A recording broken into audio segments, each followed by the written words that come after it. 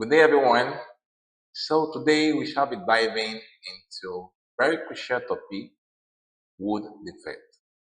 We shall be understanding what wood defect is. You see, wood or timber is a versatile material that is very useful to us in the universe. But then sometimes it has its defects, its inconsistencies that present challenges during processing. So, recognizing these common inconsistencies or defects in wood is very crucial for quality production of wood products. All right. So, without much ado, let's dive into this defect. So, we have some common one. Example here is the bow. The bow, or known as bowing, simply means the curvature or the curvature rather of sawn tipper or splitted tipper along its length. Normally, when wood or timber has been splitted or sawn, it's supposed to be straightened. That is this unshaded part, the straightened part of the wood. But you could see that there's a curve, there's a curve, there's a coughing of this wood. This is a defect of the wood. Okay, so this wood now is kind of faulty due to this curvature that it has. So that's one of the common defects we have in wood, boring, the curvature of the sawn timber. So when wood from the forest cuts this way, then you know that that wood is having a defect called boring. Another common defect you can find in wood is known as the boxed art. This simply means the art wood enclosed within all four surfaces of the timber. What am I saying? Look at it here. This circular part here is the core part of the wood. Okay. Now the location is where makes it a deflected wood. Okay. It's located at the arc of this wood down to the part of it, and because of this, it has made this wood to be what? To be faulty. To be faulty and has defects. This is a boxed wood with defect, okay? A box art with a wood with a box art defect. Why this is a wood without a box art defect? You can see there is no center or core part of the wood here after it has been broken, okay, or after it has been splitted. There is nothing like any core part. So this particular wood is a good one. It has no defect, but this is one that has the both arc defect because the core part of the wood or the art, the main art of the wood is at the center of this. And the other type of wood defect we have is called checks. Checks are just small longitudinal separation of wood fibers, often from seasoning. Seasoning means drying.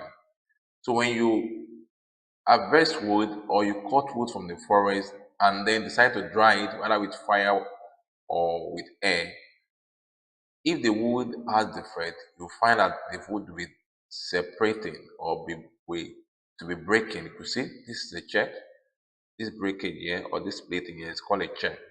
So the splitting that occur or the separation of wood that occur due to seasoning or drying of wood is what we call checks.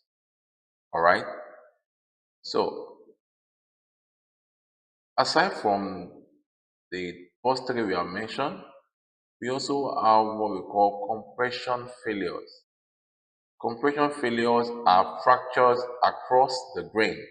The grain actually is the line you see around a sawn timber, okay? This line you see. Now, the fractures you see this opening here across this grain is what we call compression failure. And this usually occur sometimes due to the felling of the tree across obstruction. When a tree falls on a hard object, this can easily occur internally. And it's until the wood or the timber is sawn or splitted, that is when you can see this compression failure. It's another wood defect that occur due to the wrong direction felling of the wood.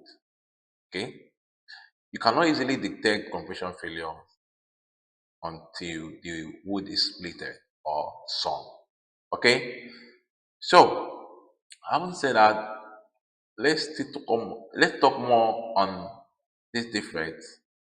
And another defect we have is called the cup or the cupping. Okay, the cupping is just the curvature of sawn timber across its width. It's different from the bowing, okay, or the bow, okay, that is the curvature of the sawn timber along its length. This one is the curvature along its width, different from this one, the bowing that we mentioned here. This is a curvature along its length. This go with the length part. The length part is what is curved. But when we talk about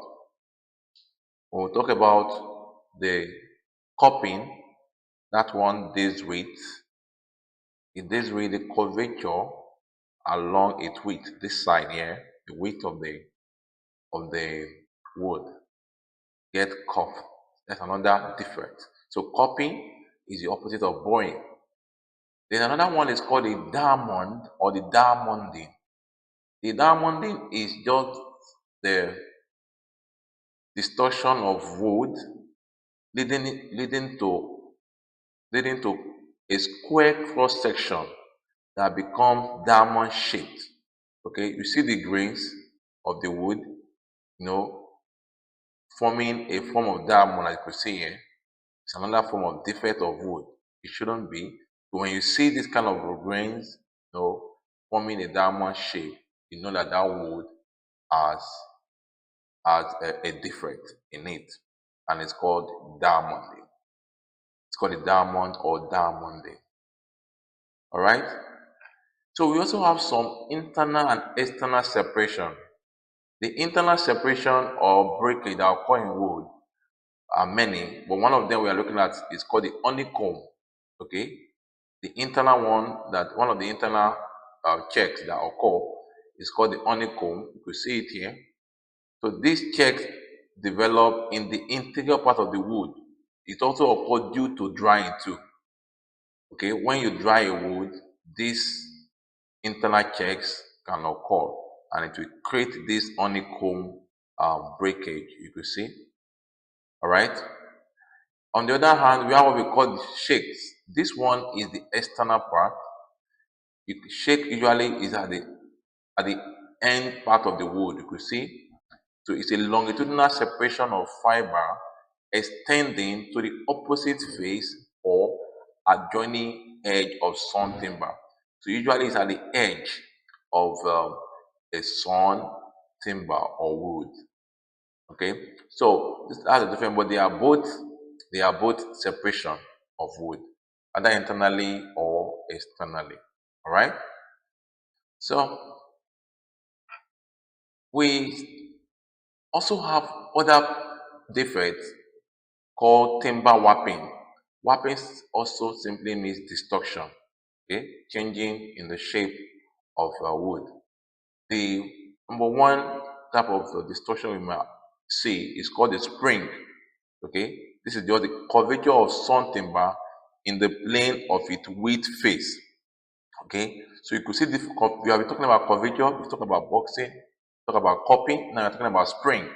Now, spring is the curvature of sawn timber in the plane of its width face. You see now, the width in this time around is where curvature occurs. So you could see that the width part is where there is a curve that occur, or curvature rather that occur. Now this is it. This is a sample of the spring. The next one is called the twisting. This involves the spiral distortion of sawn timber. So when a timber or wood spirally distorted, Okay, when it's distorted, like you could see here, then you say like the word it is twisting. Like when something is twisting, so sometimes wood get twisted this way. So the defect is called twisting defect. And the third one under timber warping, warping is simply mean distortion of the shape of a wood. This simply means lack of wood on a face or edge caused by remaining original rounded log surface. This is a sample. This one occur when there is no wood. Okay, you could see, let's say we say it is what? It's a lack of wood. There is no wood covering the fiber of the wood. So you could see here, this place is known as the wing. Okay, it is lack of wood. No wood is covered. You could see wood is covered every place, but here is open. No wood is covering them. So this defect is known as wane or want. Okay, so lack of wood on its face or edge. So we call the wane. So now, what is the impact of defect of wood in processing wood? When wood has defects, it complicates the planing of that wood. If you want to plane that wood, you want to smoothen it, okay, it will complicate it because the planing machine will not be able to plane it the way it should be done because of the defect. So there will be need for secondary machinery to make this work.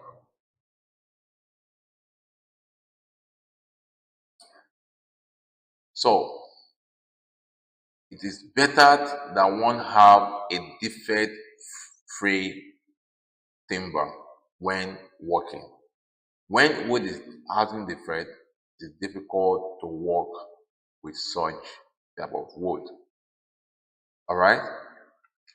Now let's talk about the rough mill operations. There are so many industries that make use of wood: the furniture industry, the molding industry, and the flooring industry. They make use of wood to work. But let's talk about one of the operations called the rough mill operation. There are two major operations that occur when using mill. You have the rough mill operation and we have the finish mill operation. Now, during the rough mill operation, there are three stages here. Number one, what the rough mill does, what it does is number one is to stage one is to break down the timber. It will reduce the raw timber to more manageable uniform size. So that's the first stage that occurs during rough mill operation. The mill machine or the milling machine rather break down the timber into uniform sizes, workable sizes. Now step two, there is a removal of defects from the wood. So if the wood is having some defect, after it has been broken into sizes, there will be need to remove those defects. And this stage is known as pre-work defect. Then finally prepare for finishing. So we at the third stage, the timber is now ready for subsequent finishing processes that goes to the finish milling machine. So these are the stages that are called when performing rough mill operation on wood, whether defect-free wood or a defected wood. Okay, there's what we call slope of grain. It's another defect in a wood. Ideally, when we talk about grain, is the line that you see around the wood. The line is supposed to be the same direct in parallel line with the growth of the wood, as you could see here. But if there's a defect, the line will not be in parallel. You could see there's a defect here now. It's forming an angle or a slope around the side. This is a serious defect on the wood, and you need to also be taken into consideration. When there is a defect, it means the strength of the wood weaken, might not be strong enough to perform or to it might not be strong enough to carry out the operation is designed to carry out. So they need to note this type of defect called the slope of grain uh, defect of wood. Okay, on a final note, since we have learned that wood can have defect, there is need for us to preserve wood. So wood exposed to degrading organisms can be protected by chemical preservatives. So there are chemicals that can be used to preserve wood so that we can avoid some of these defects. There are some avoidable defects. So, and these chemicals help in protecting this wood by preventing fungi and insects as well as marine borers from attacking this wood. And when this wood is being protected, it leads to increased durability. That is, the wood lasts longer, it increases the lifespan of the wood, and then there will be resource efficiency. When there is reduction in defect of wood, okay, there is reduction in replacement of wood, then there will be what? There will be much more available wood resources to work with in the industry.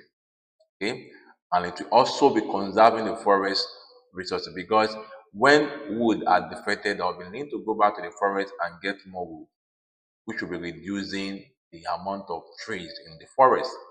But when they are preserved, they are protected from fungi, then there will be less reason to visit the forest to get more wood.